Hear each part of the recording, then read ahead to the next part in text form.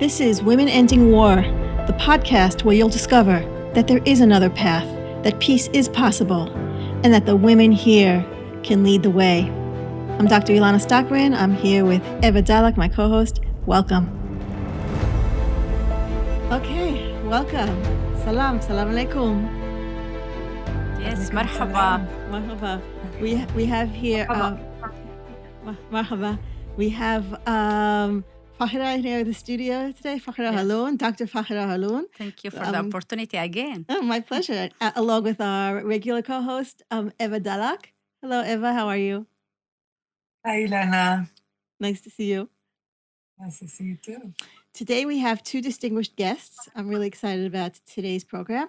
We have Nivine Sandouka, who is Regional Chief of Staff and Acting Regional Director of ALLMEP, which we're going to hear about what that is. And she leads in the field of peace programming and gender mainstreaming. And after Nivine, we have Naomi Sternberg, peace and women's rights activist, Director of Gender and Conflict Project at the Geneva Initiative, and researcher on gender and conflict. So welcome, Nivine and Naomi. Today, our goal is to talk about light and hope during these dark times, is to bring a rich experience in the field of promoting peace and challenges and opportunities of Palestinian and Israeli women peacemakers, challenges that they face in this current reality, and how they create empowering spaces for peace. Yeah, thank you so much. Thank you, Nivine, and thank you, Naomi, and Eva, and Ilana. I am so delighted to be today in this broadcast. Probably it's because I think this broadcast will shed the light in efforts that planting for us seeds for peace and different future between both sides in time of that vicious escalation and in this dark time. So where we look to the light that we can derive from it a hope. So I'm really very excited since I know very well Nivine work and also Naomi's work, and I am so excited to dig into this conversation about women who are engaged in peace building and how from where they bring this motivation to continue work in this work despite the dark reality and despite that this environment is full of revenge and hate and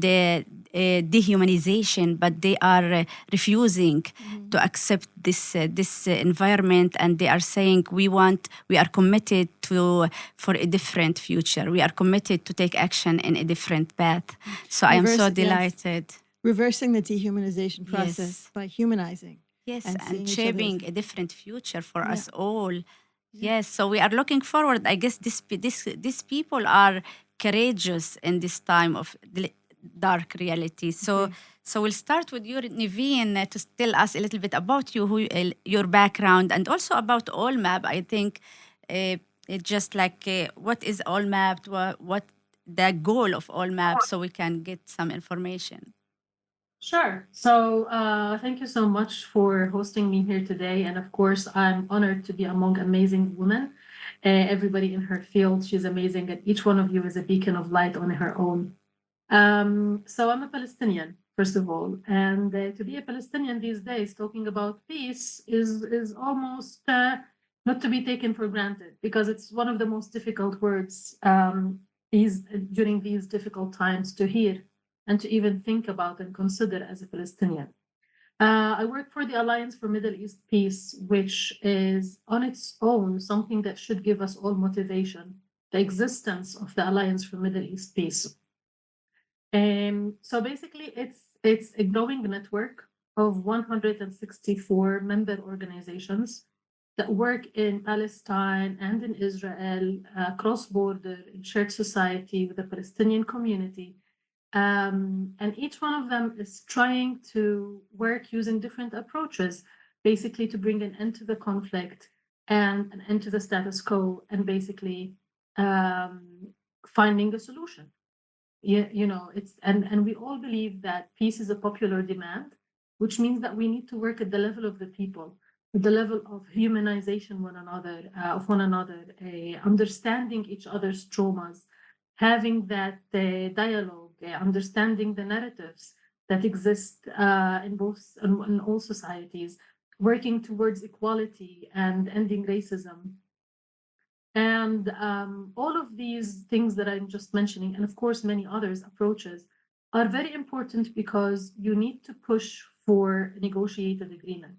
And when there is peace negotiations, there's going to be a momentum of people on both sides who actually agree and support that agreement. Unlike Oslo, when Oslo was signed, many people didn't have that level of let's humanize one another. They didn't have that push from the level of the grassroots onwards. And so it allowed the spoilers from all sides to destroy or kind of like bring kind of like an end to the peace process. But now what we're saying is that we want to create a momentum, as I mentioned earlier. Whenever there is a peace agreement, people are going to say no to the spoilers. We know that there is an alternative, and that's what we want to achieve. Why is it a beacon of hope right now? Because you're seeing the war on Gaza, the 7th of October events, and the hostage situation, and everything that is going on in terms of violence. It's not only affecting us as Palestinians and Israelis that we're totally dehumanizing one another, but they're also creating either a pro-Palestine narrative or a pro-Israel narrative that's spinning outwards in the form of Islamophobia and anti-Semitism. And what we are doing basically at ALLMEP is we're creating that third narrative that says you should be pro-peace, pro-humanity, pro-sharing, pro-solution. We don't want to go back to a situation where we used to manage the conflict anymore. We want to see ourselves in a situation where we see there is a solution and we're all working towards that solution. I love that so much. It's instead of saying there's us and them and we're all enemies based on our nationality or religion or whatever, we're saying we're a common humanity with shared goals. We all just want to live a nice, beautiful life. And that, what we want to, all of us together, is get rid of the dehumanization processes, the violence, the anger, the hate, the fear, that those are the real enemy. The real enemy is all of those things. Yeah. Yeah. But also because this might be some kind of a stereotype when people hear us talk about peace camp, they think it's just about bringing people together, eating hummus and falafel, and that's it. Which puts us again in that corner of being normalizers. What the peace camp actually does is that it looks in the eye of the occupation, it looks in the eye of the conflict. And it says we need to recognize rights, we need to recognize narratives, we need to understand both people's aspirations, and we need to create that shared narrative. It's a very tough work to do that amidst all the hatred and the war that is going on. I think what you're referring to is also it's not just a stereotype, it used to be a reality, especially during Oslo and beforehand, that there was normalization, and the peace camp didn't at the time look at the eye of the occupation. And I think that's what it's referring. And that's the shift. What you're bringing right now is really a whole transformation. And I really like the fact that you're saying we're not going to manage the conflict. We're going to really find a solution. And I think that's where conflict transformation is coming. And what I hear you saying, if I may paraphrase, is really the sentence of Rumi. You're creating a field. Out there beyond right doing and wrongdoing, there's a field. I'll meet you there. And that's kind of the field that peace activation also has created, is a field where we want to be pro-peace, where we want to bring peace to its sacred place. Because I think with all these events, peace has become a bad word and had become a word that people despise. And so I salute you for all the effort and what you're doing right now with ALLMEP. Thank you so much.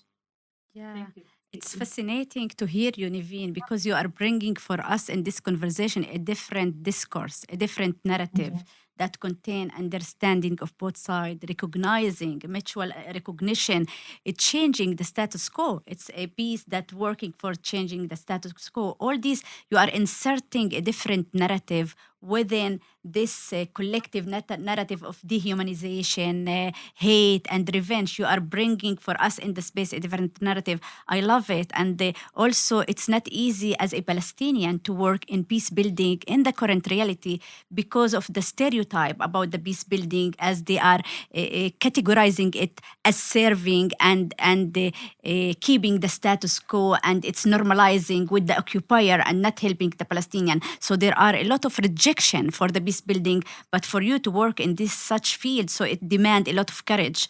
So can you tell us, like, from where you bring this motivation of working in this field despite the collective rejection for that, especially in this time? Yeah, I just want to clarify one thing. That's not, as a Palestinian, it's not a rejection on its own of peace and what peace can bring to us as a people.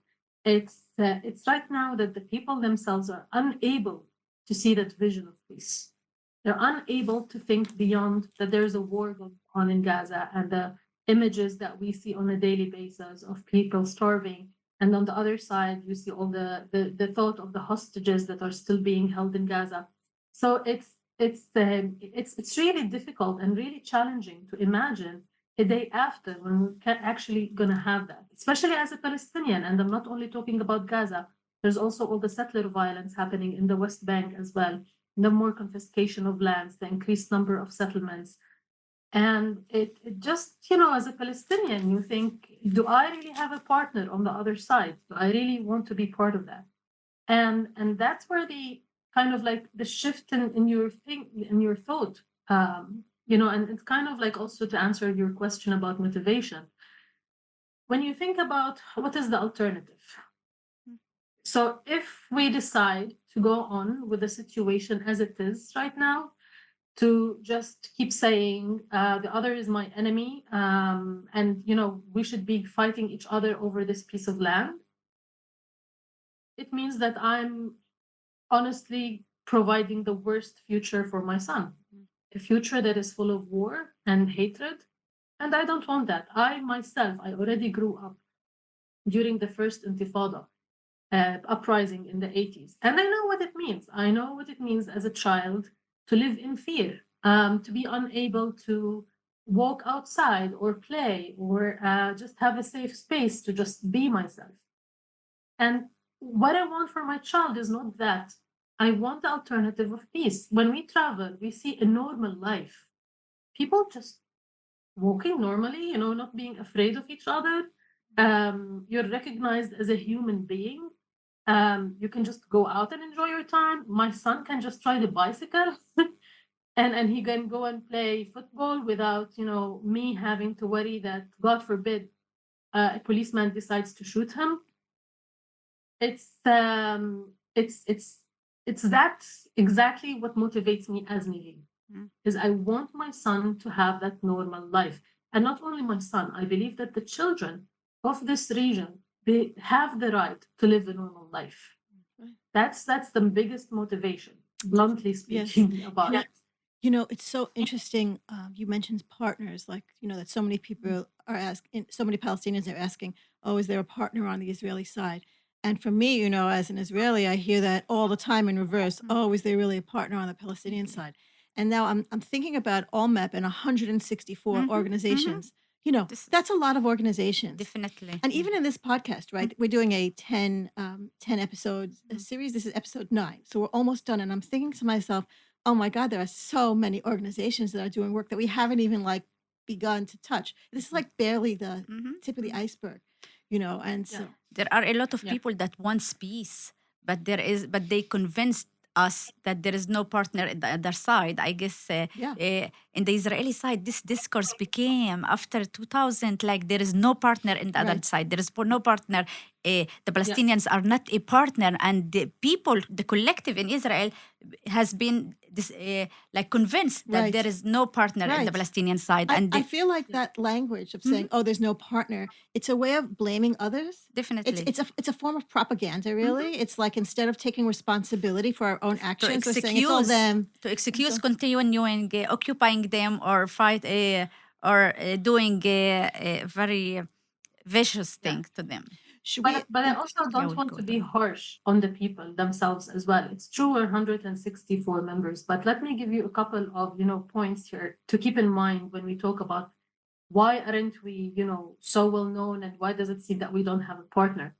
So one thing, the media unfortunately covers events when there is blood, when Right. there's bloodshed, when there's violence, when If there's it bleeds, it hatred. leads. Yeah. The media is over there and they cover it, and honestly, you feel hijacked by that violent narrative all the time, repeatedly, again and again and again.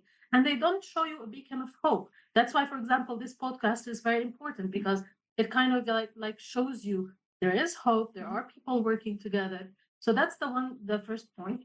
The other point is that, unlike popular belief, the field of peace building is not very well funded and it's not very well supported compared to the budgets that are going for arms or that are going to development and humanitarian aid. The money that is given to bring people together is barely enough compared, for example, to what has been in Northern Ireland, where the international community invested 40 US dollars per person per year to create those meaningful connections. In our conflict, the international community has invested less than 4 US dollars.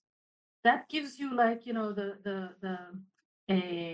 proportion to how much the international community has given weight and interest in this conflict. And unfortunately, we say this with a broken heart, that it took something like the 7th of October to shake the consciousness of the international community and bring back the attention of the conflict, of the status quo, and that this situation should not continue anymore.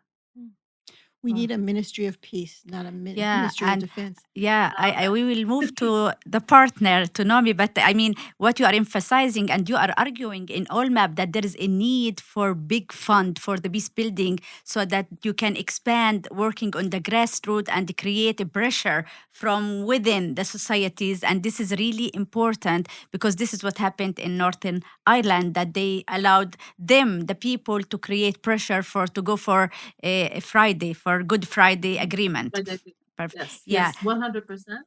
And one success that I have to say is that in the last G7 meeting, we were able to get a commitment from the G7 in their communique to basically say they are going to be supporting peace building initiatives, civil society, and they want civil society to be presented in any future negotiation process. That is a big success. And right now, what we have to do as civil society, with partners and with members and with like-minded organizations, is to basically hold them accountable, hold the G7 accountable to that, and make sure we are institutionalizing that process. Amazing. Thank you. Thank Amazing, you. Nivine. Thank you. Shukran. We'll move to the partner. I mean, they are saying, both sides are saying there is no partner in the other side. And I am really delighted to have you, Naomi, with us today, as I know your efforts for peace making, peace building. So can you tell us a little bit about yourself, and also about the Geneva Accord, that you are part of it? Initiative, Geneva Initiatives, yes. And also, what motivates you to be part of this field in this current reality as well, as Israeli? So hi, thank you so much for having me. It's an honor to be on this important podcast alongside Nivine, who is a longtime friend and colleague. So thank you. And I also want to send my active prayer for this horrible war to end and for all the hostages to come back. Amen, amen. Amen. So, as you said, I am part of the Geneva Initiative, which is an organization that was founded in 2003 after another failed negotiations in Taba. And both sides that were part of the negotiation, of the official negotiations, decided to follow up on a track 2, meaning an unofficial channel. And after some time, they reached a model to an agreement that answers all the difficult questions on both sides. So Jerusalem, refugees, settlements, recognition, all the main issues that need to be solved in a future agreement. And what it basically did, it showed the world and Israelis and Palestinians that an agreement can be reached, that a solution is possible, and that this two-state solution is the solution that answers the best way both people's needs. And it was in 2003, so a lot of water has run down the river by sense, but it still is what we think the only a viable solution. Of course, things have changed on the ground with expansions of settlements and so on, but it still is the base for a future agreement, and we're working to promote it. So since an agreement was reached in Geneva, they decided to form the two organizations, the Palestinian Peace Coalition, which is the Palestinian branch of the Geneva Initiative, who has offices today in Ramallah, and the Israeli Geneva Initiative, which is HL Education for Peace. And what we do as partners is we promote not only the accord itself, but the solution, but also the belief that a solution can be reached, and we need to push our leaders on both sides to come back to the negotiation table, because we now have a different starting point. And I think that before October 7th, and I'm speaking from a generational point of view, I was born in 1996, so after the assassination of Rabin, so I did not experience the dissolution of the Oslo Agreement. I did not experience also a big support for peace. I was never, until July 1st, I never attended a big peace event. So I never saw the people around me who also support peace in such a big atmosphere. Can I just tell you something? I had the same experience as you did. I heard you speak on July 1st at the big peace event. You were beautiful, and Yes. it was a beautiful event. And also after the July 1st event, there were a lot of people talking about this, how, this is a pulling back together of the peace camp that hasn't happened since the Rabin assassination. And I was really thinking to myself, like, really? I mean, you're just confirming that it's like, not exactly. Yes. I mean, it could be that for the last 30 years, there's been a problem, but like, I don't think it's the same thing. I don't think it's the same people. I don't think it wasn't in that large. This time was like the audience were like big numbers of audience, which really conveys a message that a lot of people want peace, and a lot of people want to end. Even way more than who were in the room. We think about all the Palestinians who, if they could, they would be there. But I would say that speaking from a generational point of view, and also connecting to what you said about having the possibility to imagine a different future. So for us, for my generation, it's even more complicated to imagine a different reality. As me, as an Israeli citizen, I was always Benjamin Netanyahu was always my prime minister. As other Palestinians of my generation, that Abu Mazen was always their leaders. I just had the opportunity to also vote differently and the Palestinians didn't. But that's a crazy thought that like Bibi Netanyahu has pretty much been your only prime minister that you've, as an adult.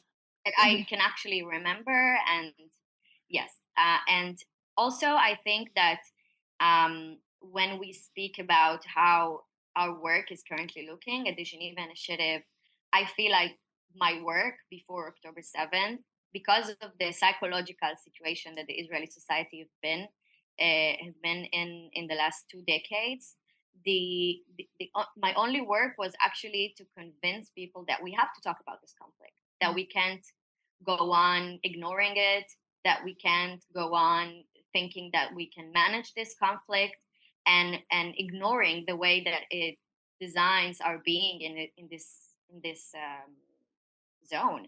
And I think that in that way, our work now has become a bit easier, because now people can't really say that the conflict is something that we can put in the list of our priorities. But on the other hand, it became more complicated to talk about peace and to talk about partners. But I see really positive trends among Israeli society. I think there's a lot of sources of optimism, even if it doesn't look like it. And at our organizations, when people say that they feel like Israeli society has become more right-wing because of this war, we say, well, maybe the public goes right, but reality goes left. And we have this this trends with the international community that is playing a really important role right now. And we see the discourse, for example, that is now turning up because of the ICJ ruling. And we see that more and more people understand the prices that we will pay as Israelis. Right. And I think that that is something that is really important, that the peace camp also has to remember that for us to mobilize people and for us to convince people to be part of this peace camp, we also have to talk about Israeli interest, about the main issue for Israelis, which is security. And I think for many years, I think now it changed because of the current war. But when Palestinians spoke about peace, they spoke about justice. And when Israelis spoke about peace, they saw it in a more negative way of security. And I think those two realities also clashes when we do dialogue. And at the Geneva Initiative, we learn how to bridge those two narratives into one that is embedded into an agreement. That's so interesting. Yeah. And also, I would say that the gender perspective, which is what I deal with at the Geneva Initiative, so we have many projects at the organization. We deal with different audiences, so youth, journalists, and women. And I would say that working with women is my source of optimism and is my source of motivation. I see the amazing results of dialogue among women and amazing innovative ideas to change our realities. And I will keep fighting and be hopeful that we will also be not only prominent in civil society, but also translate it into decision making, because we have a glass ceiling, even in civil society and peace building. And we saw, for example, even in the Abraham Accords, that women were excluded from the table, as well as from Oslo Agreement. So right now, we need to make sure as well that in the next round of negotiation, and it's a matter of time until there will be a formal negotiation. It's just a matter of time and how much blood needs to be spilled. But there will be negotiation. Yes, I really like. And we need to make sure that women will be part of it. Yeah, absolutely. It's really I interesting. love. Yeah, Eva. Sorry. Yeah, go ahead, Eva. Yes. Go ahead. No, you, Eva. Go ahead. No, I love Nivine. I love what you just said, and I just want to bring in. We talked about the Northern Ireland example. I want to bring in the Liberian example that wasn't just civil society. The Liberian national movement, or a women movement, actually was able to mobilize on a women agenda and stop the war. I mean, that's really the message that Ilana and I are bringing here. Women ending war is based on real examples, actually, where women elsewhere did end the war. Mhm. And I really love the Liberian example because it went from civil society to the political level, same in Rwanda. And so I think what we want to see is not only to have women at the table, we want to see them in decision-making places, we want to see them in politics, we want to see a variety, an inclusive and diverse and equal society on both sides. Because I think that's the challenge. Beyond, once we stop the war, once we stop what's going on right now, we're going to have a lot of work to do just to bring to rebuild the pieces with a different messaging, a different programming that is more inclusive for for both society. And I think it's very important to see that as well beyond also the day after is not just one day after. It's like we have a lot of work to be done on reshaping our society and our narrative. So I really love, and I share your optimism. Can I add just to that a little bit, Eva? And it's not a challenge, but rather something that I think we all should be aware of. It's not about the number of women, and it's not about your gender, whether you're being a man or a woman. It's about the mentality that you have. It's about the way of thinking that you have. Because, in both societies and everywhere else, there are women, but some of these women also support war. and see the way, Yes. to protect their families is through war and through violence. What we need to be fostering and working with is this mentality of there is an alternative. Why, exactly like the women in Liberia who thought that there is an alternative and we need to take on this role and we need to be proactive about it. We hear this all the That's the time, by the way, mentality that Nivine. I just want to say, supporting. I'm sorry, Nivine, we hear this Right. literally almost every day. We hear someone from the Netanyahu government saying, this is a war of no choice. That's what they call it, the war of no choice. And it is absolutely wrong. That is like just an absolute lie. And again, it's trying to like convince us of that. It's And trying to like plant shape in the, our brains. the consciousness of the people that this is no other choice, that we have to go for this war. Yeah. Instead of bringing a different narrative. I'm sorry, Nivine, I interrupted you, but I just really, wanted to emphasize that because it drives me crazy. I hear it all the time. Anyway, yeah, I'm sorry. Yeah. No, I fully agree with you. And it's important to again bring in the role of the media and the control that has been, imposed on both people here. Like ever since the 7th of October, it's as if history has only started on the 7th of October. And it's a repetition again and again and again in the media 24/7 and the Israeli media.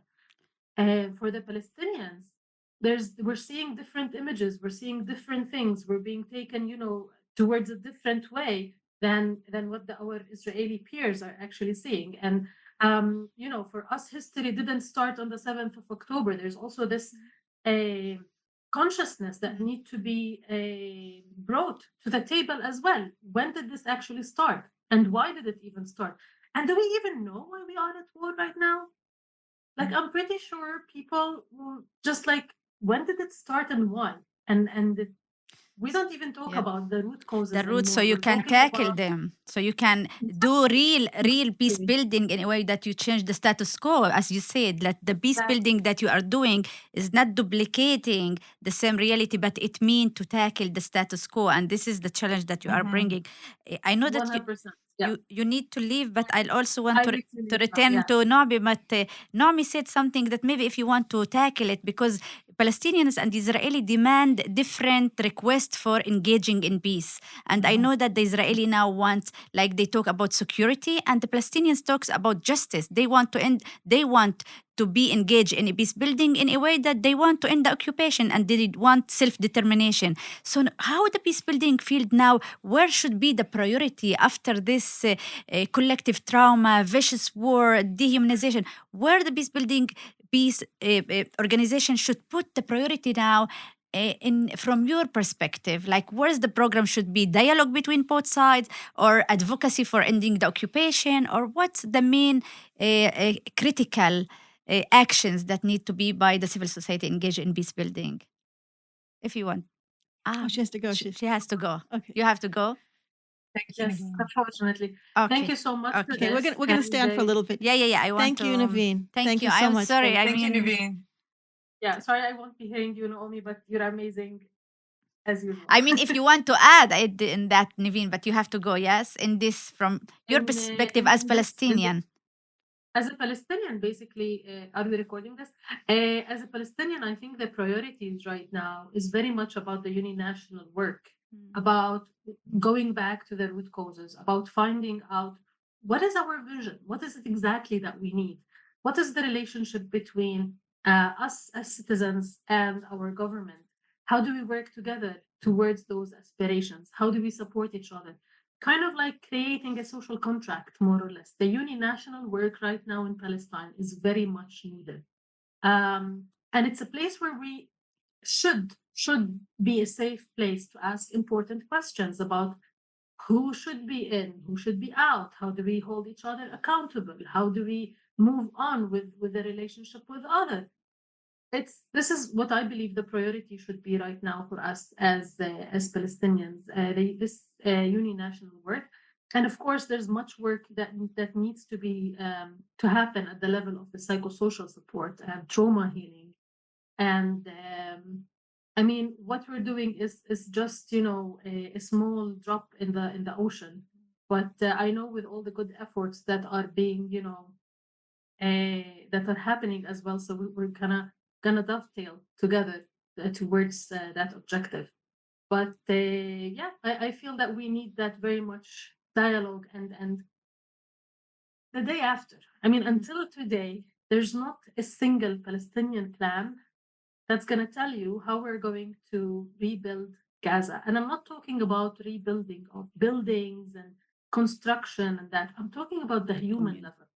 How are we going to deal with the orphans, the women who find themselves, single moms who find themselves taking on additional roles, with the fathers who lost their families?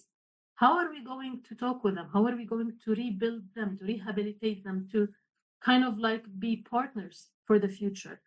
Those are very big questions, and until now, I think there's no concrete answer or no concrete initiatives of how these things can be implemented. But these are big questions that as Palestinians we are really thinking of. And unfortunately, and that's the last point, the reality right now is that you have an unprecedented level of poverty in the West Bank. And of course, there's a war in Gaza, and there's settler violence, and there's poverty. People are not being paid, and people who used to work in Israel no longer get permits to work in Israel. We're talking about 100,000 workers that used to cross on a daily basis, in addition to all those who work with the Palestinian Authority who has not been paid their salaries. How can we talk about peace needs? How can we talk about the day after and the vision and the uninational work if people cannot have the two important things? One, their personal security and safety. Two, food on the table for their children. And I'll leave us with that. And thank you again so much for hosting me. And I have to leave. I'm really sorry for that. Thank you. Thank you so much. Thank you very much. Yeah. Tommy, I just want to say that we'll probably edit out that part where she said, she was leaving, like beforehand. Just okay. Okay, thanks. I wanted, let's continue. No, we'll go to Naomi. I guess you are bringing for us a lot of food for thoughts, and a lot of interesting things. And I guess what Nivine was saying, and I'm hearing that there are a lot of now thinking by the peace building field, where should be the focus? Is it in making dialogue between Palestinians and Israelis, or there is a need to be focused in the uninational? I guess, Naomi, you can say about it a little bit. And what Nivine is saying, there is a need within the Palestinian society to clarify what is our vision, how we will rebuild, how we will also rebuild Gaza in a way it was destroyed. All the Gaza is destroyed in all the level, but the Palestinians themselves need to really have a collective, clear vision what they want in order also to be engaged. To be engaged with the other side. First, you have to clarify for yourself because there is division and there is a different direction for the future as well. Right. I think that also what's coming up here very clearly, and everybody, and also especially what Naomi said before, is that peace happens when we focus on values and needs, as opposed to like grand, basic needs. Because like here, I'm thinking also about something that Dr. Rula Hardal said in a previous episode, where she was talking about her work in Land for All is also about a two-state solution, but a variation on the two-state solution with open borders and things like that. And she was also, one thing that really struck me when she spoke was about how she talked about values. In other words, she talked about how we can work this out. And, Israelis are concerned about security. And it's like, okay, Israelis are concerned about security. Like, okay, and Palestinians are concerned about justice. Okay, let's put that on the table. Let's look at those as values instead of like, grandiose, like, oh, this will never work because there's no partner, or this is a war of no choice, and all those like grand, fearful, dehumanizing, generalizing statements. Instead of all those generalizing statements, we go to the place of people's needs. Their needs and their acknowledge them. Yeah. And she spoke about the basic needs. Nivine brought the basic needs of the Palestinians of poverty and controlled by the occupation. There are a lot of things to talk. But let's go back to Naomi. And I know, Naomi, that you are also engaged with Palestinians from the West Bank. I mean, you meet, you communicate. So can you tell us a little bit about also some empowering, like some powerful insight that you take from these engagements that keeps you also encouraging you to continue be engaged in this field, or if you want also to reply to anything that was brought here. Can I do all the three? Yes. Yes, Yes. Of course. definitely. Okay, so first of all, I want to say regarding what Alina said. So I think that wait, I want to articulate it and you can edit it out. I would say, okay, so I would say regarding the priorities of the civil society from the Israeli side, Mm-hmm. we are facing two main challenges at the moment when we talk about bringing Israeli public to discuss these issues. So one, that it's very, very difficult to make people think about the future while our hostages are still in Gaza. People are completely disoriented by the amount of news and by the amount of horrors that this war is bringing to us.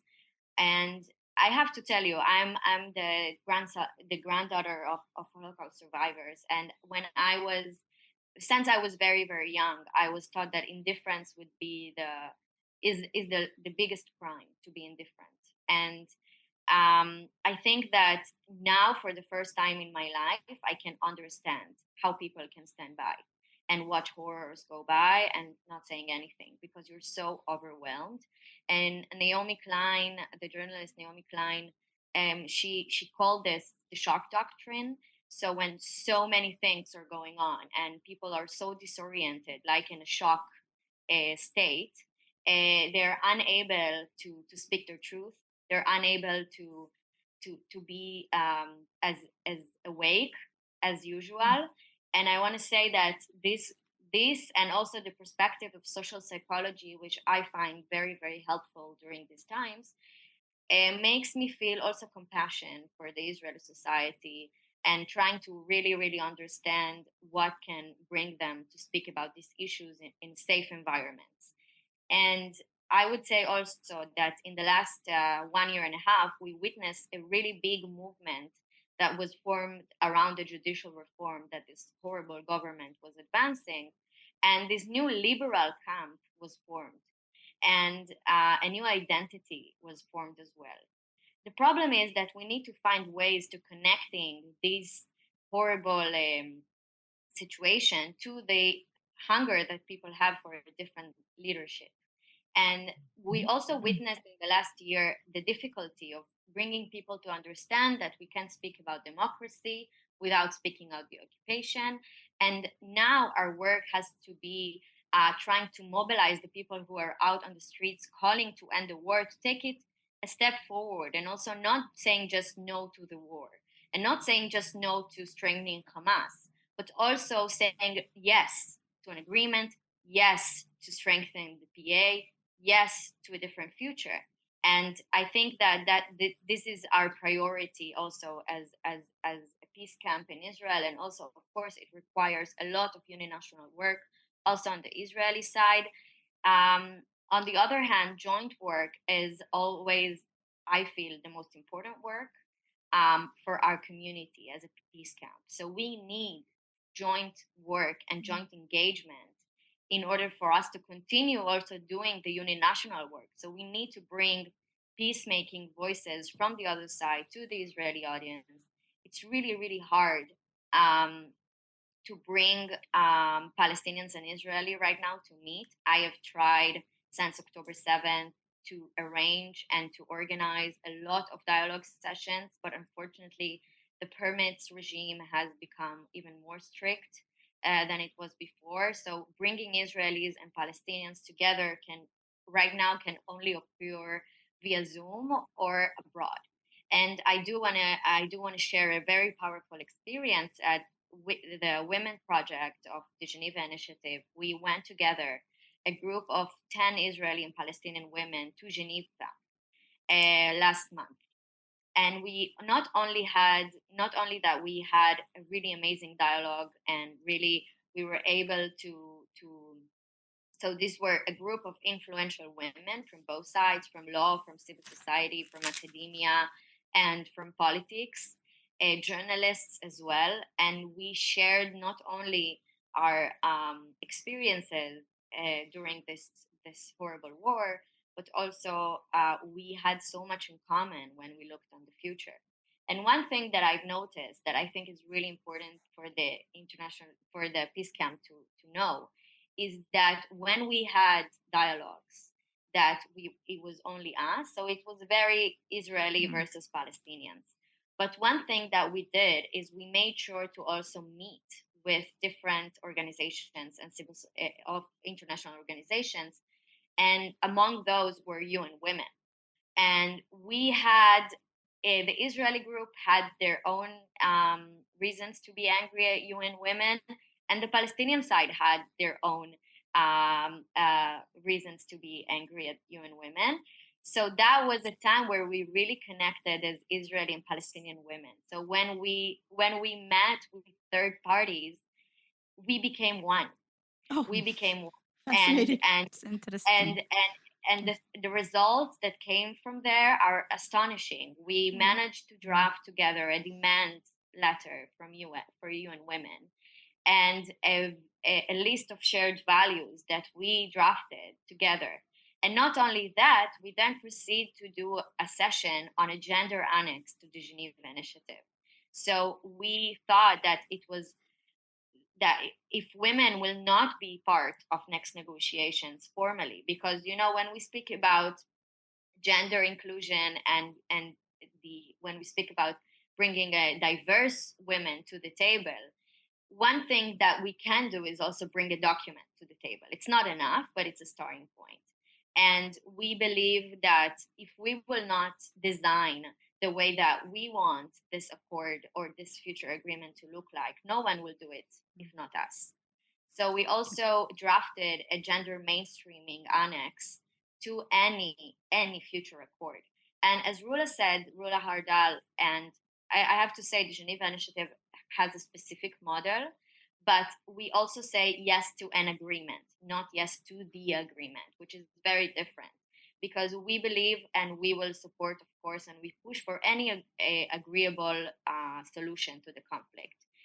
So the Geneva Accord is not a Bible, it's not sacred, it can be changed. And of course, if it will be an open city or a closed city, and the border will go exactly there, and this part will be annexed, and then land swaps on this side, it can go different ways. But the idea and the value that this is the only way to go forward, and this is the only solution that will bring us a future for my generation, for the next generation, is still the case. Yeah, definitely. Thank you. That's amazing. Yeah, thank you, Nadia. This is really amazing. And Eva wants to add. Go ahead, okay, Eve. go. No, go ahead. Go ahead. Just having worked with the UN in different conflict zone, and specifically also with UN Women and the UN peacekeeping missions in Ivory Coast and in Liberia and in elsewhere, it's really important to see how a third party can actually bring together conflicting party. And that's part of the raison d'etre, actually, of the UN. And I'm sure that when you came and drafted this document, this was part of I want to say an obligation, or something that coming with something concrete to give, to say this is what we want. And unless we as women design a woman-based agenda, it doesn't go anywhere. And as I mentioned earlier, that's what happened with the women movement in Liberia. They had a woman agenda that they pushed forward, and then that's where the UN can amplify and fund your initiative and really support this initiative by bringing other examples from other peace building or conflict zone. And I think it's really important what you're bringing in on two levels, not only the woman level. I think like your generation, like the youth, you're representing here really important element, which is the generation that will bring peace, a generation that was born in war and didn't know what it means to live in peace, is much more motivated. Even if it doesn't have the vision, it has the ability to envision outside the box without really falling into boxes, predetermined boxes that say it's impossible. No, it is the youth that will imagine it. and it goes back to political imagination Mhm. again, because Exactly. Mhm. Yeah. also when we speak about gender mainstreaming, we can right now ask each of our audience who listens to this episode to imagine if you're a woman, okay, or if you're not a woman, so imagine you're a woman, and as a woman or as a feminist, what clauses will you add into a future agreement? What would Yes. you specifically would like to be a part of a future agreement, of a future solution? And that is not obvious, because Right. we don't really know what women, I'm saying in the Israeli Palestinian case, when we ask what women bring differently to negotiation table, it's hard to know in the Israeli Palestinian case, because the secrecy of the talks are so high, and so it's complicated to know exactly which different views women are bringing. So creating this document and putting on paper our imagination is Yeah. also should be a source for others to know that they have a place to say what they want their future to look like. Definitely. Yeah. I can say It's for sure radical that if women were imagination. involved, Yeah. the hostages would not have been there for this long. Had Definitely. women been involved, the hostage situation would have been done in 2 days. Mhm. That Because women bring different approach than just the violent approach. Women bring something different, and they are also tackling, because they have different experiences, so they also tackle the different causes of the conflict and the impact. They bring the impact of the war on women. Exactly. So when they Exactly. suggest an agreement, they suggest an agreement that it's wide and it tackle all the elements of the root causes of the conflict and the impact of the conflict. So that's why there is more chances for the agreement to sustain it, to be sustained. Yeah. And it's practical. What women bring to the table is practicality and logistics, because women are often the one that are left behind during conflict, and are the one that deal with what needs to be dealt with while men are fighting. And I'm not generalizing. Obviously, there are certain women, as Nivine mentioned, and I really like this gender aspect. It's not a question of having specific. It's a question of having specific women and specific men with gender awareness. And I think what you're bringing here is really also not just women, is youth. And this is really important when we look at the fact that a lot of Israeli soldiers, at the age of 18, Israeli become soldiers. Israeli, like, big part of this youth. And this is a dimension that we rarely speak about. And it's really, while when you look in Africa, we speak a lot about child soldier. This is an aspect that is really important to put on the table as well, because we want to offer a different future for this 18 years old that finished school, and rather than be drafted to the army, to have a different future, to speak about peace, Absolutely. rather to speak about creating disaster for the other side, or revenging with the other side, or controlling. The woman can bring a lot of things that can shape different future. And I guess what's Naomi and Nivine are trying to emphasize, and this is important message that you are also, Eva, it's not the importance of having a woman around the table. We can bring women, it's not about the number, it's about the agenda that women, when they sit around the table, what is the agenda that they bring for peace, and how Palestinian and Israeli women, when they bring an agenda for peace, this agenda tackle really the root causes of the conflict, and not just duplicating the same reality in the name of women around the table. And this is very important. Okay, what's the agenda for peace that they are offering for this conflict? And I guess what's Naomi tried to bring that a different future that gives also recognition for both sides, that Geneva Initiative and also Land for All, just recognize that both people deserve to have equality, equal rights, and self-determinations, and also existent in this homeland. I would also like to add and then we have to about... end. We have to end, actually. It's like we're really at the end of time. So I think we're going to end on that note. Yes. And political imagination. I think what you said, that women will bring a different political imagination for the future between both sides. This is also another key that you spoke. Eva, do you have any last words you want to say before we sign off? I actually wanted to hear what Okay, Naomi, Naomi had got- to Naomi, say. yes. So Naomi, let's close with comment. that. Naomi, go ahead. Any Please. last words before we sign off? Yeah, so I just wanted to add that I think that before this current war, we at the Israeli peace camp, and I think it's also true to the Palestinian peace camp, we believe that we can work on reconciliation before having the formal agreement. Yeah. So we thought that bringing Israeli and Palestinian women together, even if there's no political channel or any negotiation, is important for putting the seeds in the ground. And I do think it's still important. But I think that now things have changed in terms that our really, really first priority should be lowering the levels of violence. And we know that only an agreement can do that. And so I call from here to everyone who is listening to us to push for a solution, a political solution. And reconciliation will be part of having to deal with the implementation of that political solution. But we need to change the way we look at what comes first. Yeah. Thank you. That's a great way to end. Thank you so much, Naomi, and also Yeah, Nivine. And very thank you, enriching. Fahira. Thank you. And thank you, Eva. Thank you, Fahira. Yes. Thank you, Lana. Thank you, Naomi, for Thank the you. light that you brought today, you and Nivine, and this darkness. It's really allow us to think about a different future as well, Right. to imagine a Thank different you for future. bringing our voice to life. Mm. Thank you. Yeah, beautiful. Thank Beautiful. you. So much. Okay. Thank you.